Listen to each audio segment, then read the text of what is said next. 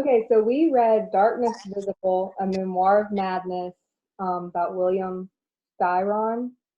And it was basically just his account of like his battle with chronic depression.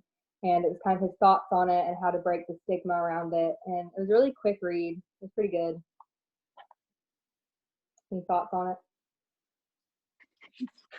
Yeah, what you were saying about breaking the stigma, I think that was kind of like the main idea, the main purpose of the book, just kind of the stigma around having mental illness in the first place, whether it be depression, like he was going through, whatever it may be, and then like seeking treatment for it. I know a lot of people are kind of ashamed to admit what they have, and so that kind of shuns them from getting the treatment that they really need, you know?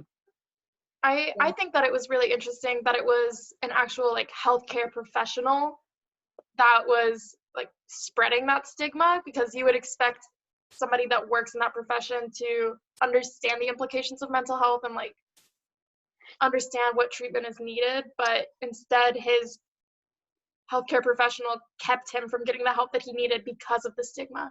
So I thought that that was an interesting thing and something that might still be happening today.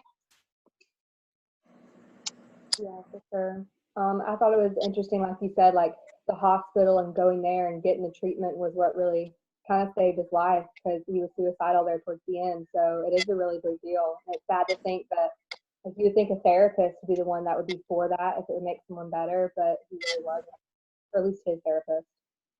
Didn't it like take a song for him to realize he didn't actually want to kill himself? He listened to Yeah, one song and was like, yeah, that's it. it was. I'm gonna look through and try to see what that song was. It was by Bach, I think. It was some Yeah, yeah, classical it's like thing. a classical song. Yeah, yeah. Alto Rhapsody was the song, and it was like that made him realize that he didn't want to die. I remember at one point he like went through and gave like a recollection of all like these celebrities and like famous names of people that had like died from like committing suicide due to like depression or whatever that nobody knew they were going through. And I think that was kind of like a powerful moment in the book that kind of like hit me because it's like it brought light to the fact that even the people that seemed the happiest or whatever, like he may have been to all of his friends and family, you never know what somebody's like going through on the inside. So I think that's like an important part of the book too. It's just like bringing more awareness and like becoming more aware with yourself of what everybody may be going through, regardless of what they may look like on the outside. Yeah, I Especially agree. like, oh, you go, Karlee.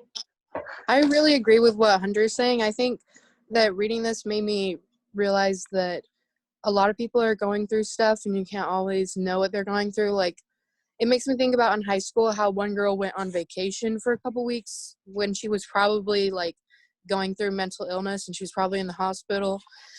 And like those kind of things, like we just don't think about, but people go through it every day, you know? Mm-hmm. So I've got a question about like when we're teachers. Like this is obviously something that we're going to have to deal with our students, especially as English teachers, because for some reason we're the therapists in the schools. It's just kind of how it works. So maybe we can discuss like what some of the warning signs are and like what our responsibility as a teacher is in response to those. Dill, do you want to put in some insight to what some of the warning signs you think they are? I think a lot of times you're going to be able to see it through fluctuations in mood and the way that they're interacting around other people. One of the things that the author of the book talked about a lot was how he would wake up in the morning just kind of despairing the very fact that he was alive. And he would have these crazy fluctuations of mood throughout the day. So like you might see that this, and like I think that the same is true on like a week-to-week basis, things will be varying. So if you see like it starts to feel like they're having problems maybe in their mental health, it might be reflected through the fact that one day they're coming into school and they seem really energetic, and then the next day they'll come in and they'll seem really upset about something, and like you might think, oh, maybe there's something at home, but then you realize that there's a pattern to this.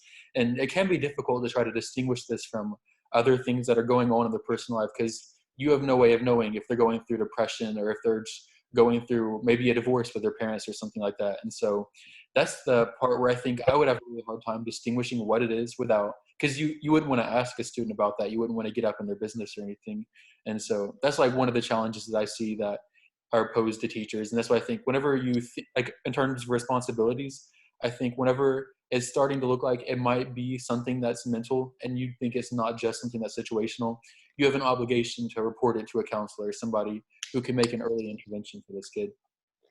Yeah. Do you think that there's any time when you should ask a student like questions about what's going on? I honestly don't know, actually. Anybody else have any opinion on that? Because I can see both sides of that very clearly. I think like we are mandatory reporters, right? So like if we notice things that are concerning, like if we notice that a student is self-harming or like their friends are coming to us and being like, hey, I think my friend is going to hurt themselves. Like at that point we do need to intervene, and that probably includes asking the student like, are you okay? Like what is going on? Just because it's our job as a mandatory reporter. But I think also like we're supposed to be building connections with our students, and so we see them, you know, more hours of the day than their parents do, really. So we get to see all of the little minute changes. We get to see them, you know, giving away things that mean a lot to them, and we get to see them kind of losing interest in the things that they used to love. And so I think if we do have a valid concern, it's worth talking to the student about it, because like the worst they can do is say like, no, I'm just vibing, I'm just chilling, when in reality like it's better to ask and have them shoot you down than not. And I feel like that's kind of our responsibility as a central figure in their lives. That's true, especially like if you see, like if you have good reasons that you can bring up, like it's not like you're just going to be aimlessly asking kids like, hey, you feeling depressed today, or stuff like that. You're going to be noticing different patterns and you're going to make observations about the way that they behave at school. And so I think it's going to make more sense to the student, and they're not going to be like as upset, and they're not going to feel like you're trying to investigate into their lives, like you're being nosy or anything. If you can explain the behaviors that you're seeing and ask them if they could like, you tell them, this is the behavior I'm seeing, and given what I've seen in my life, this is what I think it is. Like if you have a better way of explaining these facts, like I trust you, I'm willing to listen to you, but I just want to know why you're acting this way. Yeah, and I think part of being able to like talk with students in that way, and an important part of being educators, is we just need to make like comfortable environments within our classroom. I know that I would want my students to be able to feel like they could tell me anything. And even though we are mandatory reporters, I want to do the best that I can to take away the pressure, or, you know, we don't have to slap a title on whatever you're feeling right then and there. You can just talk and you can get out your feelings, and we can work through it together like that. And I think having that sort of like even playing ground, I don't know, just like level one-to-one, there's no, you get what I'm saying? Is there a better way to say that? Probably. But just a comfortable environment, I think, would be really important to have in situations like that.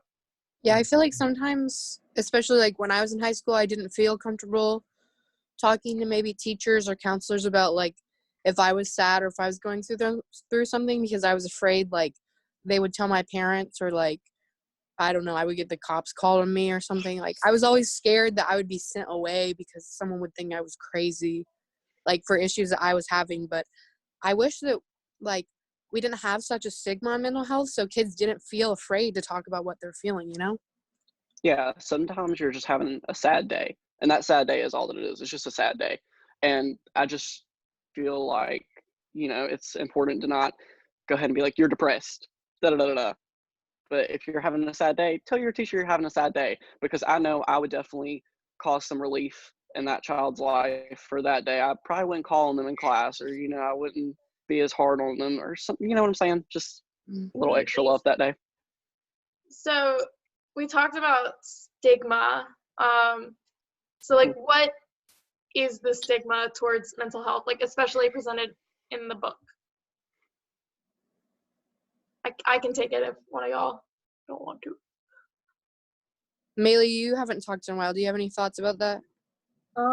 Well, definitely that he was really worried about the stigma of it. And I think it's just like kind of like that you're crazy, or like something's wrong with you, or you're weak almost in a way. And I think that that's what stops a lot of people from asking for help, or they just don't feel like they have anyone they can go to. And there definitely is like I know at least like from people that I know, there is kind of like a weird stigma with it. I think that we're kind of breaking that down these days. Like I hope we are, but it's definitely still there. Like I see it a little bit. He mentioned it a lot in the book. That there's like taboo and like secrecy, and that there's a lot of shame over it when there really shouldn't be. But that's just how people look at it. And this book was written a while ago, right? Like it was from the what was it, the 80s? Yeah, I think so. Yeah. Like, a long time ago. Yeah. So like have things changed? Like I feel like they've changed a little bit, maybe not entirely, but like it's more normalized for people to, you know, go to therapy now. Like somebody will say, oh, I was talking to my therapist the other day, without it being super weird. And then back then it would have been like, you go to therapy? Oh my gosh, you're crazy. Yeah. One culture that I can't really speak to, like, one culture that I can speak to because I've seen it so much, is I wasn't really raised in evangelical Christian culture, but I have a lot of friends who were, and my pastor was raised in that kind of culture, and he talks about his experiences growing up. And they say a lot of times people that are very fundamentalist Christians, and I'm not trying to say that all of them are like this, because I know a bunch of them who aren't like this, but I know that this strain of thought runs especially through that culture in America.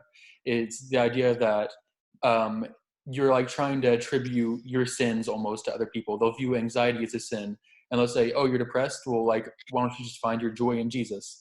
And so they'll try, like, I know that in that culture, it can be a lot more difficult to open up to people, because people will say, well, maybe, have you tried praying? Maybe prayer is the solution to this problem right now. And they're not willing to admit that maybe you can join these spiritual things and activities like prayer to things like maybe medication for depression. They'll say, no, you don't need depression. You have Jesus.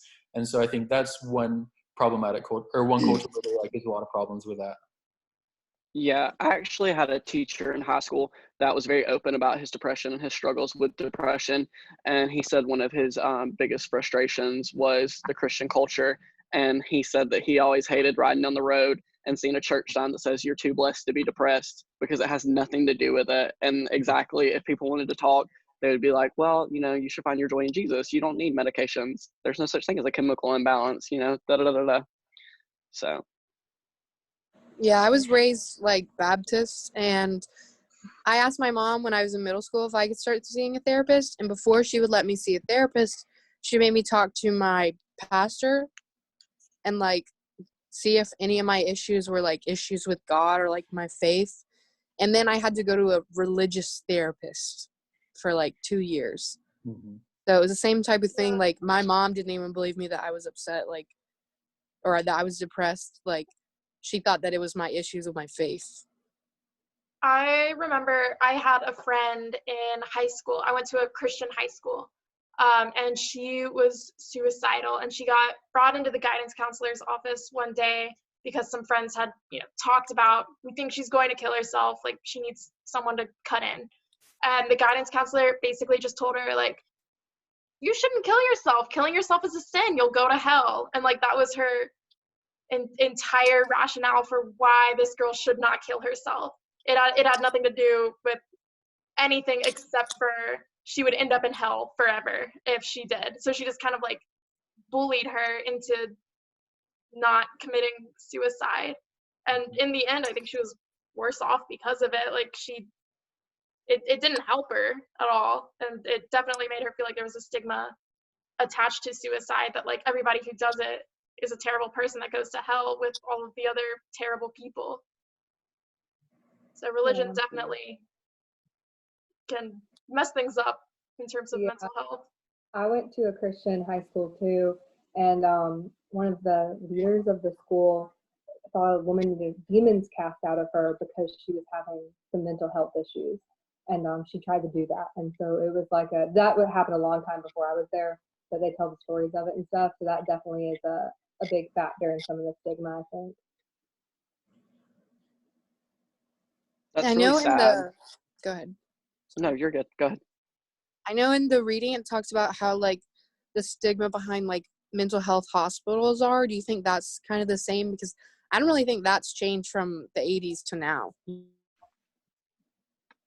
I don't think so. Like it's become more normalized to talk about mental health. Like a lot of celebrities open up about their mental health and like the struggles that they've had. And a lot of people talk about going to therapy, but like actually being in a hospital for it is kind of the next level, and I don't think we've quite gotten to a place in society where we can accept that as being normal yet. Yeah, I kind of feel like since it is much more widely accepted to go to therapy and to go ahead and seek that treatment head on, that's kind of like preventative care in a way, I guess. So the mental hospital maybe is like, I guess it's a good thing because maybe more people are seeking help before it gets to that point in a way. But for a lot of people that have depression, like the hospital is where you go when you're feeling like so suicidal that you don't feel safe, like living by yourself. And like that's the Like thing the is last people don't get stop. that. Yeah. Yeah, because you can talk about depression and like how he was talking about how like the signs of depression is like he would talk to people and they'd be like, well, I can't get out of my bed all day, blah blah blah blah. But his signs were that he was like so suicidal, you know, and he wanted to go to the hospital because he could feel it in himself that he wanted to kill himself, you know? Yeah, that's a good point. So I guess what you're saying is like the mental hospital is kind of like, you know, last stop really before it could go bad. So yeah, Sorry, I had to the plug up. oh, you go.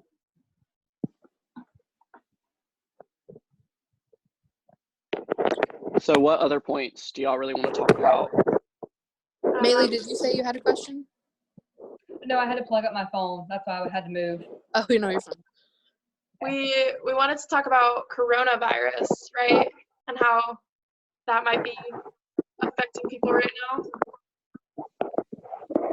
What has your own like mental health been like across like for all of you, I guess, during Corona?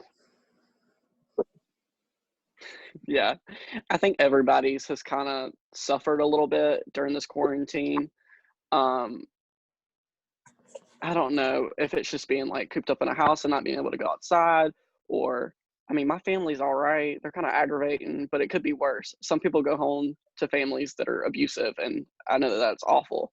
Mine is just kind of aggravating. They won't leave me alone, but that's still taking a toll on me. I agree. I do think about the people that have to go home to like domestic violence situations and like how they're handling that and everything. And that worries me a lot for people that have to deal with that right now. And all the time, but especially when there's not really an end in sight kind of thing.